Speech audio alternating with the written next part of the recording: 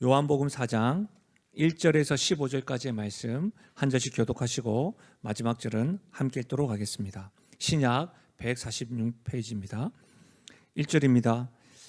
예수께서 제자를 삼고 세례를 베푸시는 것이 요한보다 많다 하는 말을 바리새인들이 들은 줄을 주께서 아신지라. 예수께서 친히 세례를 베푸신 것이 아니요 제자들이 베푼 것이라. 유대를 떠나사 다시 갈릴리로 가실새 사마리아를 통과하여야 하겠는지라. 사마리아에 있는 수가라는 동네에 이르시니 야곱이 그 아들 요셉에게 준 땅이 가깝고 거기 또 야곱의 우물이 있더라.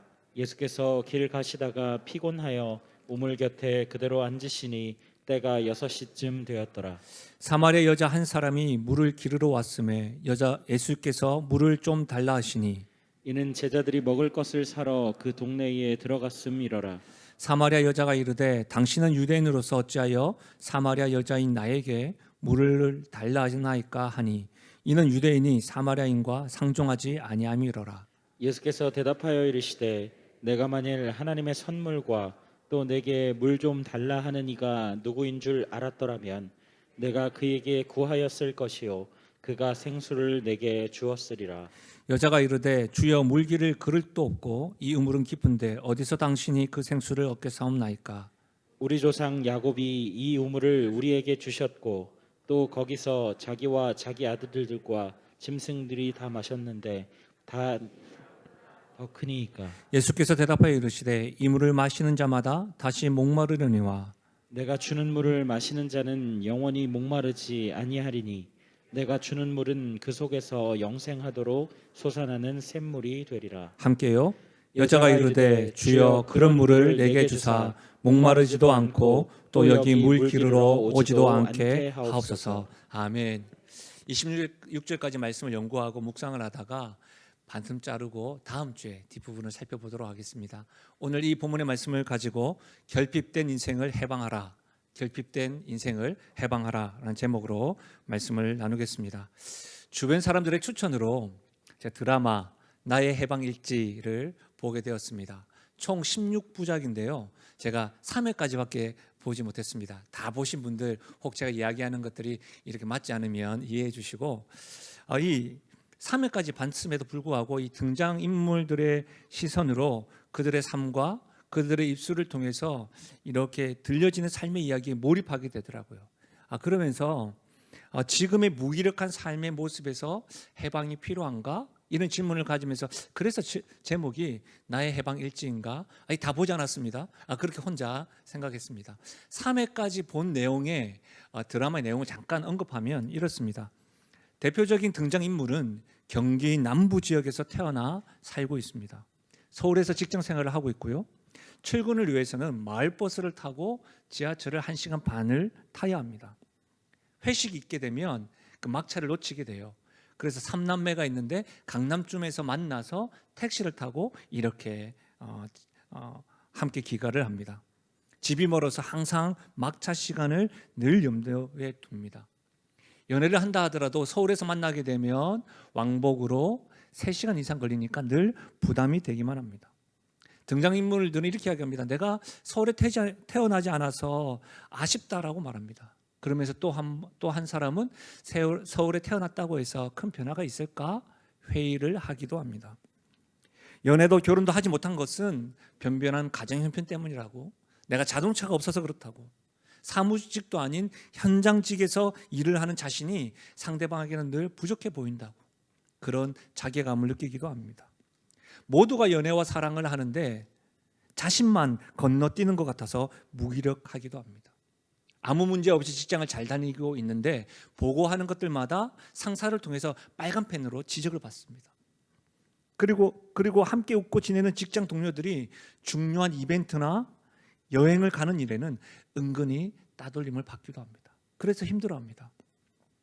그러다가 사귀었던 남자에게 대출해서 돈을 빌려줬는데 그 남자는 자신이 아닌 다른 여자에게 가고 은행에서 독촉장을 받는 형편입니다.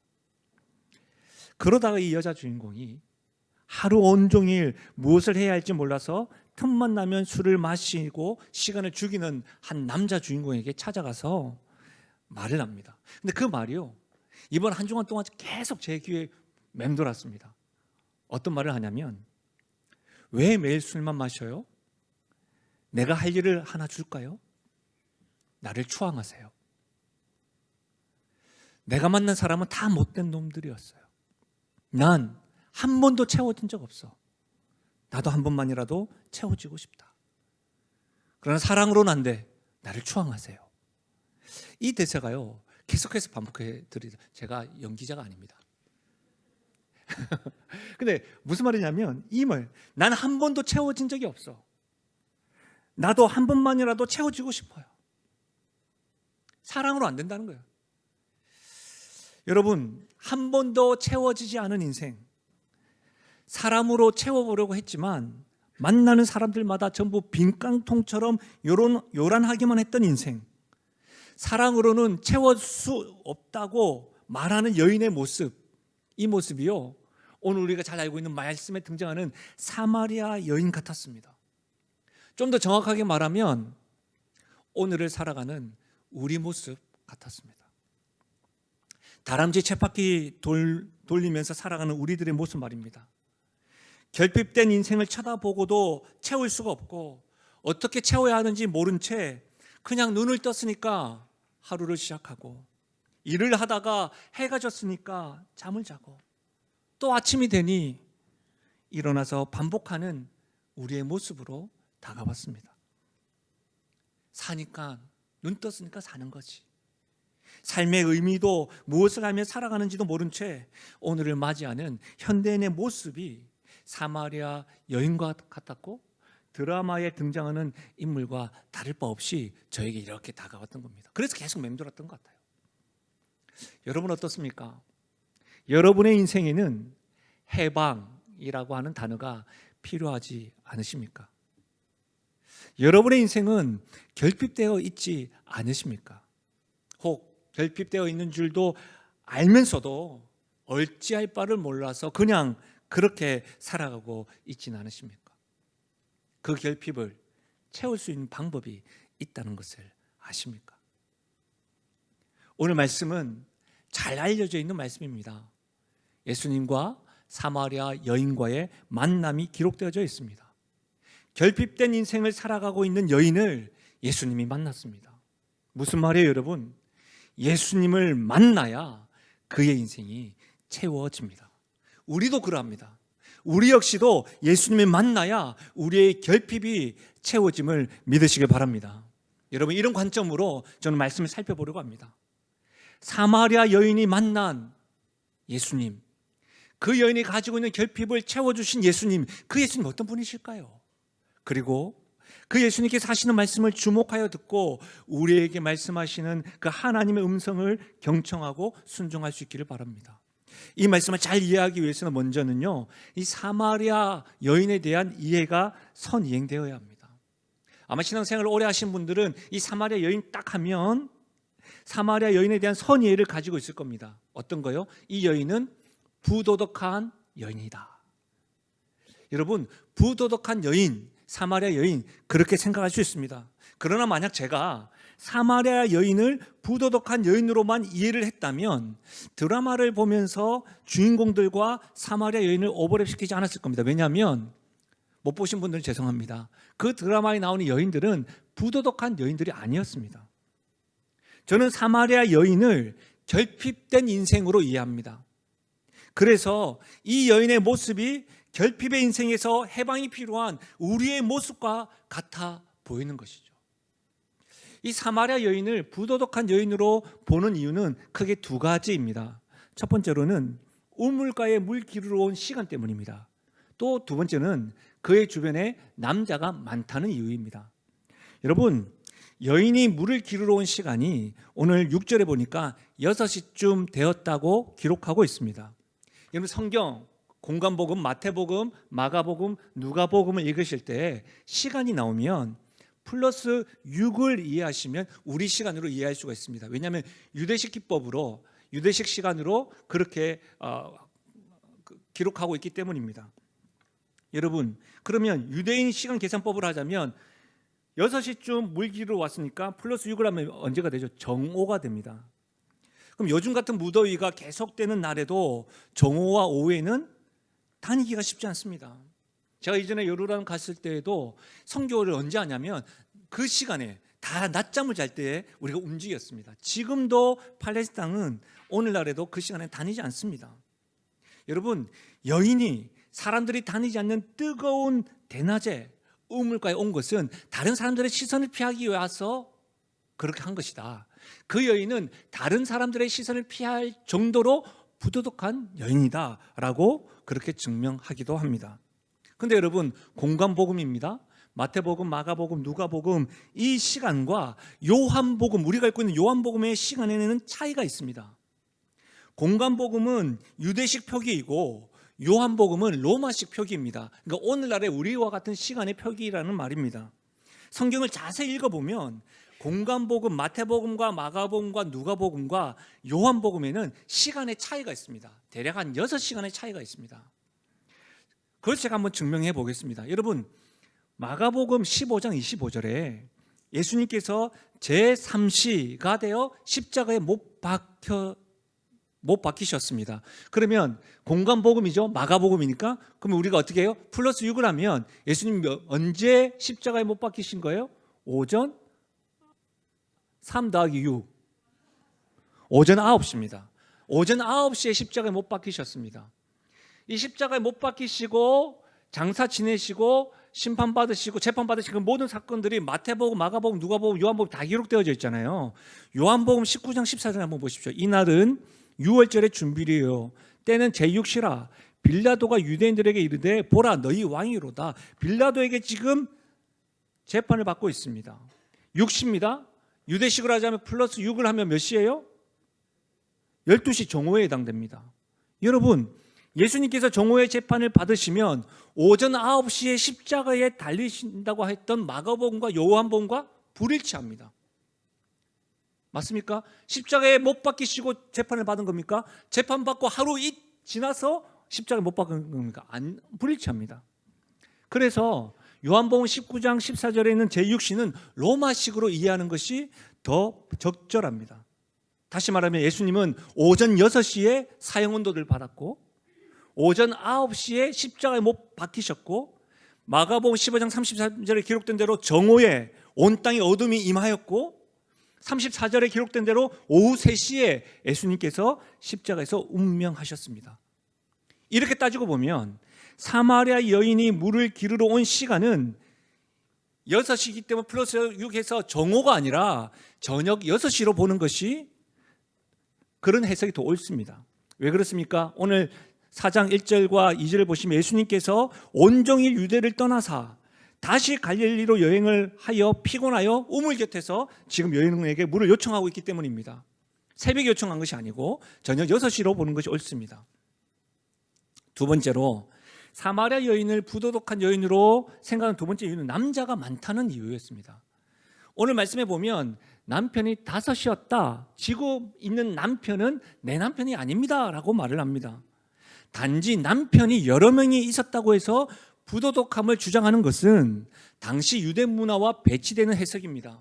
여러분 기억나십니까? 마가복음 강해를 할 때에 이 이혼에 대한 부분을 예수님이 신명기 24장 1절을 가지고 유대 사람들이 이스라엘 사람들이 오용하고 있는 것으로 인해서 이혼에 대해서 가르치시고 말씀을 전했던 부분을 제가 설교한 적이 있습니다. 다 잊어버리셔도 좋지만 분명한 것은 뭐냐면 유대 사회에서는 이혼의 주도권이 남편에게 있었다는 말입니다. 그러면 오히려 이 여인은 남편에게 여러 번 이혼을 당하고 버림받은 여인으로 해석하는 것이 좀 더 적절해 보입니다. 정리하면 이렇습니다. 사마리아 여인이 부도덕한 여인일 수 있습니다. 그러나 좀 더 성경을 자세히 살펴보면 그녀의 삶을 부도덕함이라는 선입견으로만 이해하기보다는 그녀가 무수한 남자를 통해서 체험을 받지 못하고 버림을 받았던 현실에서도 힘겹게 살아가고 있는 결핍된 인생으로 해석하는 것이, 그렇게 바라보는 것이 좀 더 바람직해 보입니다. 그래서 오늘 저는 이 여인이 다른 어떤 것보다 결핍된 인생으로 보는 것이죠. 제가 이전에 매국노 이완용 후손들에 대한 글을 신문에서 본 적이 있습니다. 이 이완용의 고손자들이 모여서 할아버지의 묘를 파내고 뼈를 가져다가 한강에 화장해서 한강에 뿌렸다는 그런 신문 기사가 있었습니다. 왜 그랬을까요? 고손자들이. 여러분, 지금도 이완용의 후손들이 살고 있습니다. 근데 그들이 아무리 열심히 살아가려고 해도 소용이 없는 거예요. 왜? 그들의 이름에는 늘 따라붙는 이름이 있습니다. 어떤 이름요? 매국노 이완용의 후손. 이 이름이 따라붙는 거예요. 열심을 다해서 공직에 올랐는데도 어떻게 해요? 어떻게 매국노의 후손이 국록을 먹을 수 있는가? 이런 몰매를 맞습니다. 무슨 말이에요, 여러분? 명예와 평판이라는 것은 잃어버리면 회복되기가 쉽지 않습니다. 인이 박힌 듯 깊이 새겨져 있습니다. 사마리아인이 그랬습니다. 사마리아인은 아수르와 유대인의 혼혈로 생긴 민족입니다. 그러니까 사마리아 여인이라고 우리가 이해를 할 때는 어떻게 읽을 수가 있냐면 혼혈하구나, 사생하구나, 상종하지 못할 여인이구나, 신앙적으로, 종교적으로, 민족적으로 배신자들이구나, 이렇게 읽을 수 있는 겁니다. 그러니까 사마리아 여인, 여러분, 유대인들에게 있어서는 자기 민족이 굉장히 민족주의가 강했기 때문에 이방인들을 등한시했습니다. 그렇죠? 근데 이방인들보다 더 미워했던 사람이 누구예요? 사마리아 사람들이었습니다. 여러분, 이렇게 따지고 보면 사마리아인으로 과부로 살아간다는 것, 첩으로 살아간다는 것, 얼마나 비참하였을까요? 몇 번을 이혼당하고 이용을 당해도 남자를 의지하며 살아야만 살 수 있는 현실이 그녀에게는 어떤 하루였을까요? 자신 스스로는 아무것도 할 수 없는 연약함에 오늘도 반복해서 살아가는 그녀의 심정은 어땠을까요? 어떻게도 지워지지 않고 인정받지 못하고 채워지지 않는 결핍된 인생으로 살아가는 그녀의 삶은 참으로 해방될 수 있는 걸까요? 여러분, 성경은 분명히 말합니다. 결핍된 인생도 해방될 수 있다고 가르칩니다. 어떻게 해요? 예수님을 만나면 그의 인생이 채워집니다. 아멘이십니까? 사마리아의 여인이 예수님을 만난 후에 우리가 이후에 살펴보겠지만 이전과는 다른 인생으로 살아가게 됩니다. 사랑하는 여러분, 그리스도이신 예수님을 만날 때 결핍된 인생이 가득 채워지고 충만해집니다. 부끄럽고 움츠렸던 인생이 당당한 인생으로 바뀌게 되는 것입니다. 저는 이 은혜가 예배드리는 우리 모두에게 넘쳐나기를 예수님의 이름으로 축원합니다. 여러분, 결핍된 인생 해방될 길 있습니다. 뭐라고요? 예수님을 만나면 됩니다. 어떤 예수님요? 차별하지 않는 예수님을 만나야 합니다. 차별하지 않는 예수님을 경험해야 합니다. 여러분, 예수님은 차별하지 않습니다. 그분의 차별 없는 사랑을 경험하고 만날 때 우리의 결핍이 채워지는 겁니다. 가득해집니다. 여러분, 사람들은요, 선입견이라는 것을 참 벗기가 어렵습니다. 선입견이라는 것을 가지고 차별할 때가 참 많습니다. 신분을 따집니다. 학력을 따집니다. 재정을 따집니다. 외모를 따집니다. 하다가 이야기하다가 잘잘못 같은 거 우리는 중요하잖아요. 민증 까요. 이렇게 여기면 몇 살이냐고. 이런 것들 우리는 늘 가지고 있습니다. 차별하는 이유 참 다양합니다. 그러나 여러분, 예수님에게는요, 모두가 주님의 사랑과 구원이 필요한 죄인입니다. 그래서 그분은 차별하지 않습니다. 우리 모두는 차별 없는 예수님의 사랑으로 하나님의 자녀가 됨을 믿으시길 바랍니다. 여러분, 그런데 예수님께서 왜 오늘 다시 갈릴리로 가실까요? 1절과 2절 말씀을 통해서 우리가 충분히 예상할 수가 있습니다. 아마도 세례를 주는 일, 예수님께서 직접 세례를 주시진 않았지만 우리가 지난주에 살펴봤던 것처럼 세례 요한의 제자들 가운데 불신이 생겼고 세례 요한과의 관계의 불편함과 일로 인한 시기와 질투와 불만에 대한 그 이야기의 진원지에서 잠깐 벗어나려고 했던 것 같기도 합니다. 그런데 다시 가려고 했던 의지가 분명히 드러나는 말씀이 있습니다. 4절입니다. 4절에 보시면 어떻게 되어져 있습니까? 사마리아를 통과하여야 하겠는지라. 이 원어가 예수님의 의지가 담겨져 있는 겁니다. 하겠는지라. 반드시 사마리아를 통과해야겠다고 하는 예수님의 의지입니다. 여러분, 사마리아가 어떤 곳이라고 했습니까? 꺼리는 지역입니다. 사마리아인은 그 사람을 만난다는 것 자체가 내가 만나면 나의 위신의 손상과 상처를 입을 수 있는 만남인 것이죠. 그래서 모두가 다 굳이 사마리아를 통과하지 않았습니다. 사마리아를 통과하면 더 가까이 시간을 절약할 수 있음에도 불구하고 여러분, 돌아서 유대인들은 움직이기 시작했습니다. 그럼에도 예수님께서 그곳에 가신 것은 그분의 의지입니다. 사마리아를 통과하여야 하겠는지라. 왜요? 사마리아 여인을 만나기 위해서입니다. 그녀의 결핍을 채워주고 회복시키기 위해서 예수님은 사마리아로 가셨습니다. 참으로 놀라운 것은 무엇입니까, 여러분? 하나님의 아들이신 예수님이 사마리아 땅 수가성에 살고 있는 한 여인을 만나기 위해서 그 길을 의도적으로 먼저 찾아가셨다는 사실입니다. 그 여인이 나의 목마름을 채워주십시오라고 주님을 찾아온 것이 아닙니다. 예수님이 찾아가시는 수고를 행하셨습니다. 여러분, 요한복음 3장, 우리가 지금 4장을 배우고 있는데 3장에서 예수님이 산헤드린 공회원 니고데모를 만났습니다. 그는 명망이 있고 영향력이 있는 인물입니다. 예수님은 그런 사람들만 만나지 않습니다. 누구도 먼저 찾지 아니하고 결핍 가득한 여인도 만나십니다.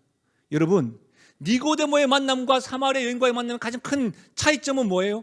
니고데모는 자신이 예수님을 찾아왔습니다. 그러나 누구도 찾지 않는 그 여인을 예수님이 그 여인을 먼저 찾으셨습니다. 사랑하는 여러분, 예수님은 차별하여 만남을 가지지 않습니다.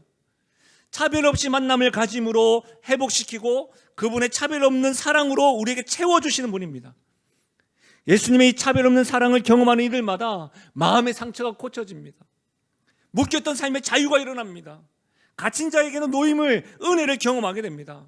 대표적으로 성경이 어떤 사람이에요? 누가복음 19장에 기록되어 있는 세리장 삭개오입니다. 누가복음 19장 3절에 보면 예수님이 자신이 있는 길가에 예수님 오신다는 소식을 듣고 삭개오가 생각합니다. 어떤 사람이야? 어떤 사람인가 하여 궁금했습니다. 예수님을 구주로 알았던 것이 아닙니다.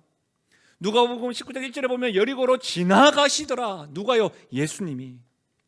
잃어버린 자를 찾기 위해서, 한 영혼을 찾기 위해서 예수님이 그곳에 가셨습니다. 삭개오는 세리장이었지만 그는 주변 사람들에게 죄인 취급을 받았습니다. 예수님이 삭개오 집에 들어갈 때에 주변 사람들이 뭐라고 했습니까? 저가 죄인의 집에 들어간다라고 이야기하였습니다.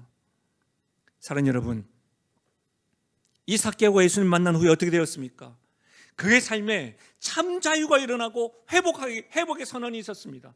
누구도 강조 안 했지만 자기의 미숙함이 있다고 한다면 회개하겠노라고 고백했습니다. 그때 예수님이 이도 아브라함의 자손이라고 선언하였습니다. 사랑하는 여러분, 예수님이 먼저 찾아오시고 차별 없는 사랑을 경험할 때 사람은 변하기 시작합니다. 삭개오뿐입니까? 사마리아인의 여인뿐입니까? 이 자리에 예배드린 여러분은 어떠합니까? 저도 그럽니다. 만약 예수님이 차별하셔서 저에게 찾아오지 않으셨다고 한다면 저 같은 죄인이, 저같이 욕심 많은 자가 하나님을 위해서 쓰임받는다? 아니요, 쓰임받기 이전에 내가 하나님의 자녀가 되고 천국에 대한 소망을 가진다? 있을 수 없는 일입니다.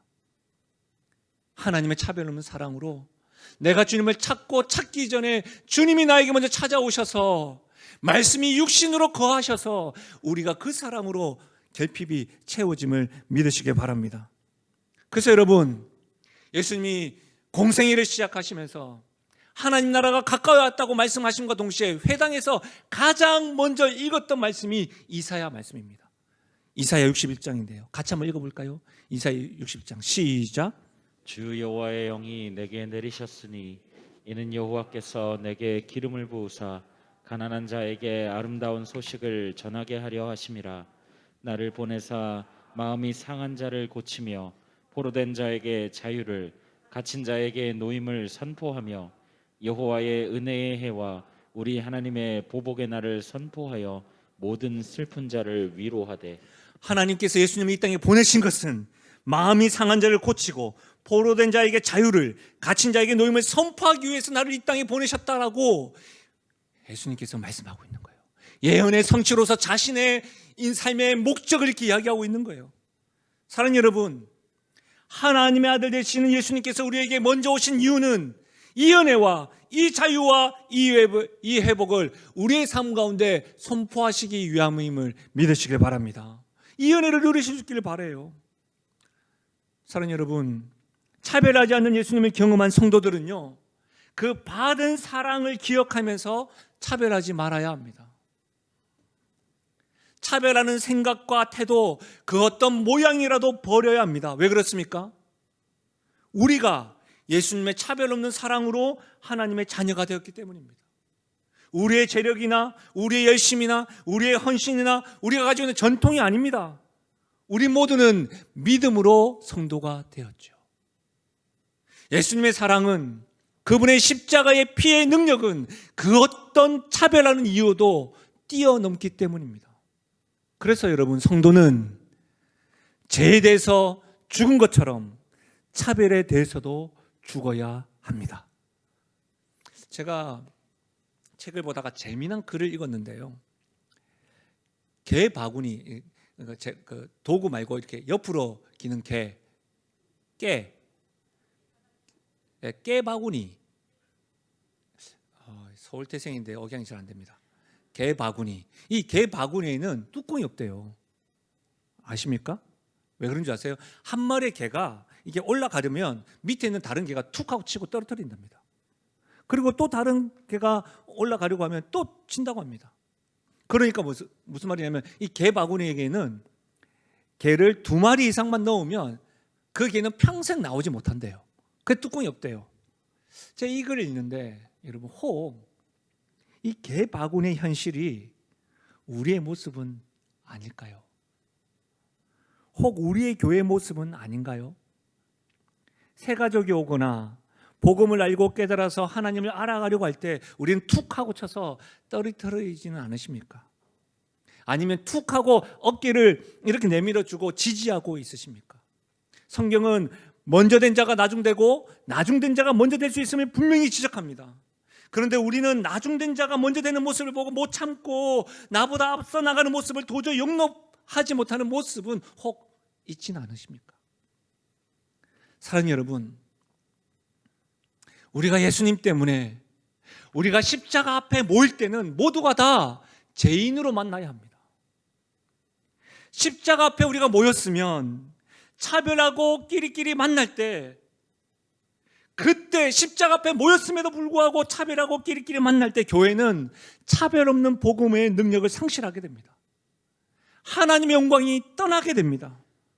건물은 있을 수 있으나 하나님이 없는 예배당이 됩니다. 저는 우리 영신교회가 차별 없는 복음의 은혜를 누림으로 우리 모두 모일 때마다 예수님의 사랑으로 자유와 회복을 경험하는 그런 교회가 되기를 예수님의 이름으로 축원합니다. 두 번째로, 결핍된 인생에 해방되는 길이 있다고 했습니다. 예수님 만나면 됩니다. 어떤 예수님요? 생수 되신 예수님.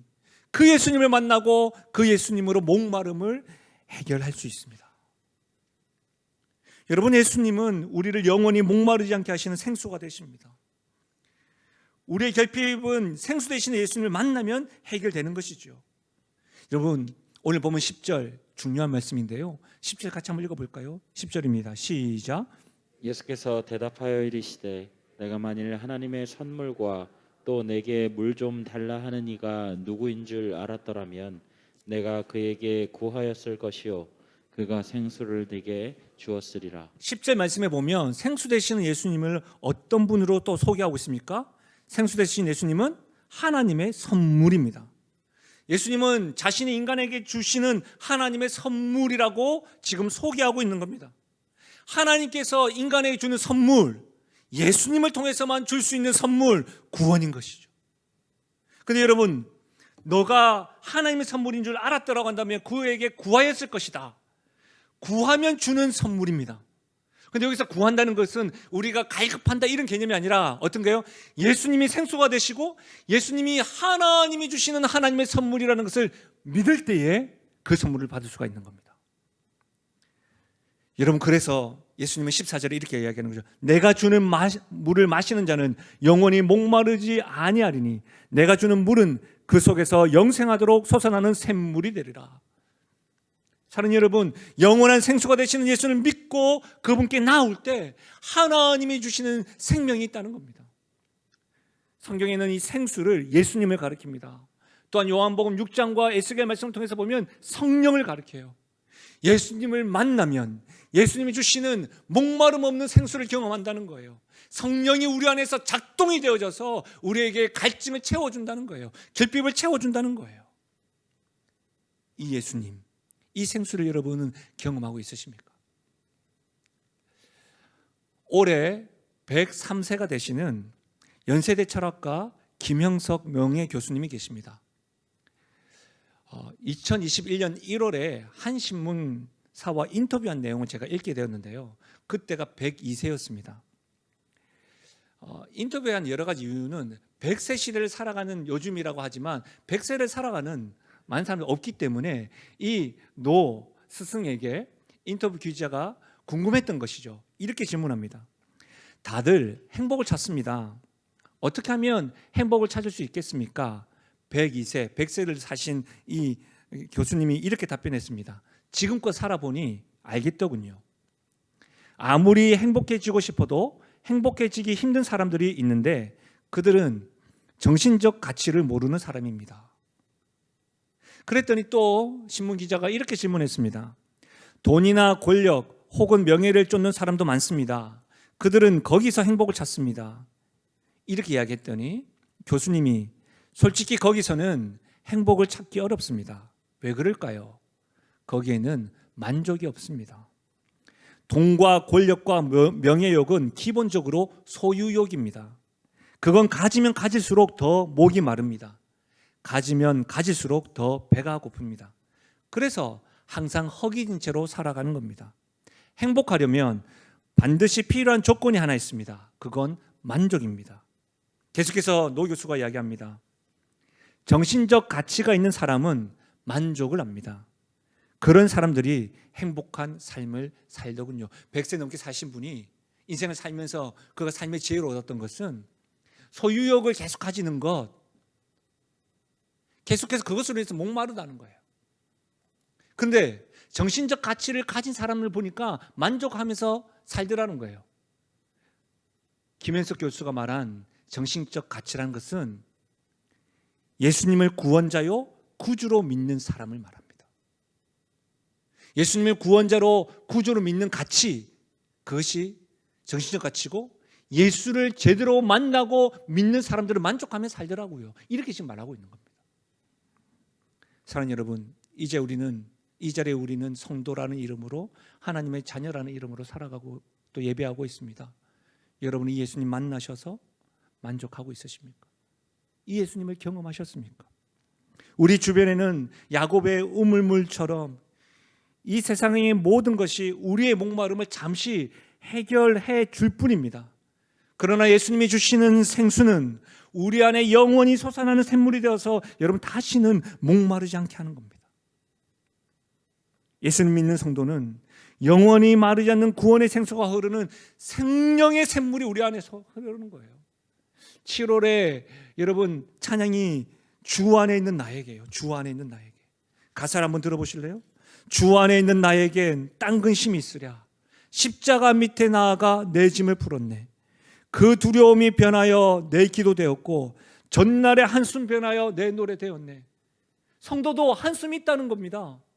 그러나 그 한숨이 변하여 어떻게 됐다고요? 노래로 변한다는 겁니다. 왜요? 내 주와 맺은 언약은 영원 불변하시니 그 나라 가기까지는, 우리가 저 천국 가기까지는 늘 보호하시네. 사랑하는 여러분, 이 주님 만나셨습니까? 생수 되시는 이 주님으로 인하여 여러분의 갈급함이 채워지셨습니까? 히브리서 4장 15절은 계속해서 이렇게 얘기합니다. 우리에게는 대제사장은 우리의 연약함을 동정하지 못하실 리가 아니요 모든 일에 우리와 똑같이 시험을 받으시니 이르되 죄는 없으시니라. 그러므로 우리는 긍휼하심을 받고 때를 따라 돕는 은혜를 얻기 위하여 은혜의 보좌 앞에 담대히 나아갈 것이니라. 우리에게는 대제사장 예수님이 계십니다. 우리에게는 생수 되시는 주님이 계십니다. 그분은 우리의 연약함을 아십니다. 그러니 이 예수님을 아신다면 때를 따라 돕는 은혜를 얻기 위하여 그 주님을 찾고 그 주님을 갈망하십시오.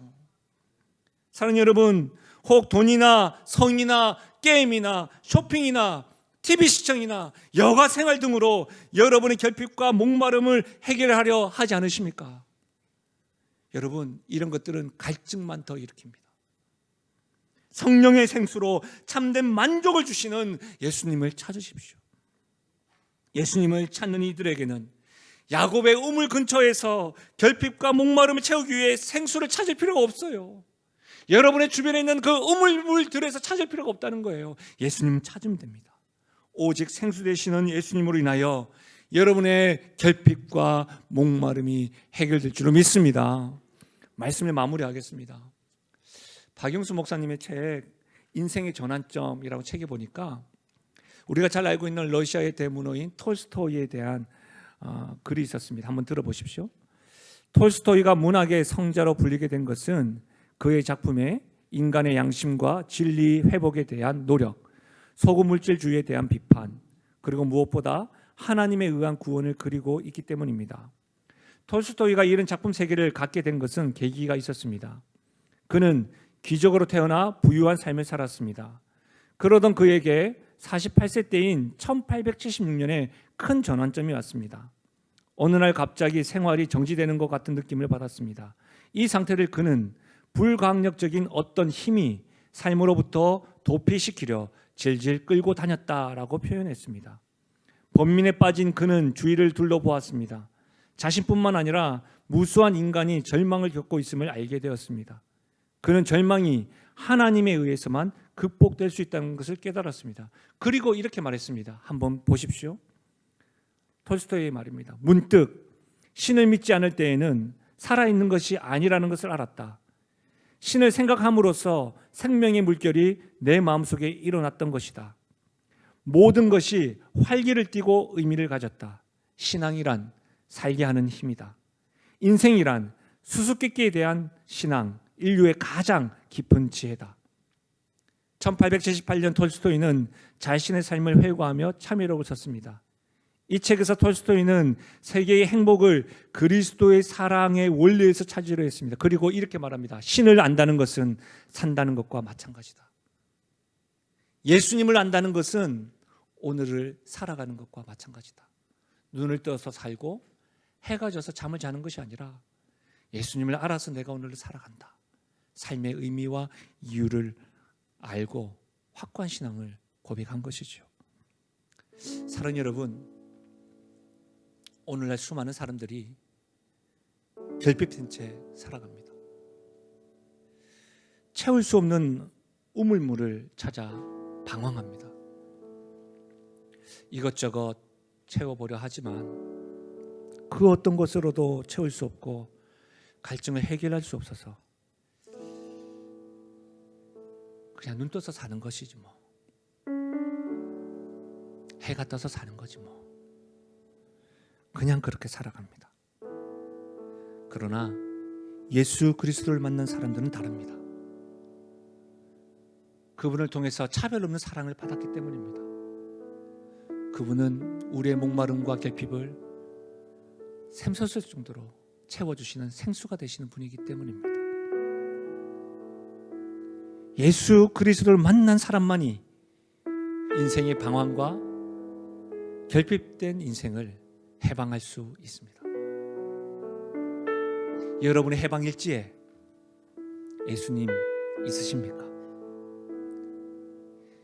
이 예수님 만나고 즐거우십니까? 이 예수님을 누리십시오. 이 예수님을 기뻐하십시오. 신앙한다는 것이 사는 것이다.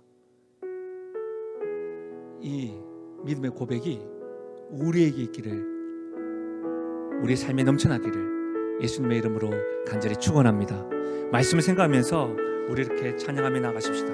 우물가의 여인처럼, 우물가의 여인처럼 낭구해 헛되고 헛된 것들은, 헛되고 헛된 것들은 그때 우리 주님께서 말씀하십니다. 그때 주님 하신 말씀, 내 세매와 생수를 마셔라. 내 세매와 생수. 우리 다시 한 번 더 고백하실까요? 우물가의 여인처럼, 우물가의 여인처럼 난 구했네. 헛되고 헛된 것들을 그때 주님 하신 말씀 내 세매와 생수를 마셔. 우리 주 앞에 이렇게 고백하실까요? 오 주님, 오 주님 채우소서. 나의 잔을 높이 듭니다. 하늘 양식 내게 채워주소서. 넘치도록 채워주소서. 많고 많은 사람들이 찾았었네. 많고 많은 사람들이 찾았었네. 헛되고 헛된 것들을, 헛되고 헛된 우리 그 사람들에게 이렇게 고백할 수 있으면 좋겠습니다. 주 안에 간 주인 고백, 세상 것과 난 비길. 우리 이렇게 또 고백하실까요? 내 친구여 거기서 돌아오라. 내 친구여 거기서 돌아오라. 내 주의 넓은 품으로, 내 주의 우리 이 확신으로 고백하실까요? 우리 주님 너를 반겨, 우리 주님 너를 반겨. 그 넓은 품에 안아주시리. 아멘. 우리 이 주님을 믿습니다. 주 앞에 고백합니다. 오 주님, 오 주님 채우소서. 나의 잔을 높이 듭니다. 하늘 양식 내게 채워주소서. 넘치도록 우리의 결핍을, 우리의 목마름을 채워주시옵소서. 오 주님, 오 주님 채우소서. 나의 잔을 높이 듭니다. 하늘 양식 내게 채워주소서. 넘치도록 채워. 하나님 사랑의 눈으로, 하나님 사랑의 눈으로 너를 어느 때나 바라보시. 우리 하나님은요 인자한기로서, 하나님 인자한기로서 언제나 너에게 기울이시니. 어둠에 밝은 빛을 비춰주시고 너의 작은 신음에도 응답하시니. 어느 곳에 있든지 주를 향하고 주만 바라. 우리 정심으로 고백하실까요? 어두움에 밝은 빛을 비춰주시고, 어두움에 밝은 빛을, 우리의 작은 신음에도, 너의 작은 신음에도 응답하시니. 너는 어느 곳에 있든지 주를 향하고 주만 바라보. 우리의 영혼에게 선포합시다. 주만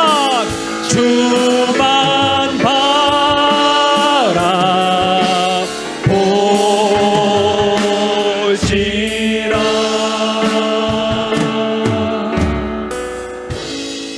사랑하는 여러분, 사마리아 여인이 드라마에 나왔던 인물들의 이야기가 남의 이야기가 아니라 나의 이야기요, 우리의 이야기임을, 우리의 결핍과 목마름에 대한 이야기임을 깨닫습니다. 주변에 있는 우물물들에서 헤매고 있는 나의 모습을 봅니다. 아무리 해도, 노력을 해도, 수고해도, 땀 흘려도 채워지지 않아 답답한 그 모습을 봅니다. 그런 우리에게 우리 주님이 먼저 찾아오십니다. 차별하지 않는 사랑으로 찾아오십니다. 그런 우리에게 생수가 되시는 주님이 우리를 채워주십니다. 힘겹고 어려운 그 삶 가운데서도 주님만 바라보고 이 주님을 즐기고 이 주님을 누리고 이 주님을 기뻐하고 예수님을 안다는 것이 나의 삶이다 라고 고백하며 나아가는 우리가 될 수 있도록 연약한 우리의 믿음 붙잡아 달라고 말씀을 생각하시면서 우리 이 시간 소리내어 기도하며 나가겠습니다. 하나님 아버지 참으로 감사함을 드립니다. 사마리아인 여인의 이야기가 하나님 아버지 해방일지의 드라마 이야기가 우리의 이야기 같습니다. 나의 이야기 같습니다. 늘 결핍되어서 목말라하고 있는 나의 모습 같습니다. 해방될 수 있는 길을 우리에게 주셨음에도 불구하고 우리가 예수님을 만남에도 불구하고 누리지 못하고 있다고 한다면 아버지 하나님 주님을 만나고 주님을 누리고 주님을 즐기고 주님을 기뻐할 수 있도록 은혜 더하여 주시길 소원드립니다. 해방된 길이 있음에도 불구하고 계속해서 하나님 앞에 다른 음을 해서 기웃거리지 아니하도록 도와주시고 그 주님을 알고 만난다고 한다면 그 해방된 즐거움과 자유와 회복과 하나님 아버지 즐거움들을 누리며 나가는 우리를 되게 해 주시기를 간절히 바라고 소원드립니다. 아버지 하나님 결핍되어 있고 목말라 있는 우리들이 참 수고하고 애쓰지만 채워지지 않는 것으로 인해서 낭망하고 자기가 믿을 때가 있는데 오늘 사마리아와 예수님의 만남의 말씀을 통하여 우리에게 해방의 길이 있구나, 우리에게는 예수님을 만나면 이 결핍에서 이 목마름에서 해방될 수 있구나 깨닫게 하신 참 감사함을 드립니다.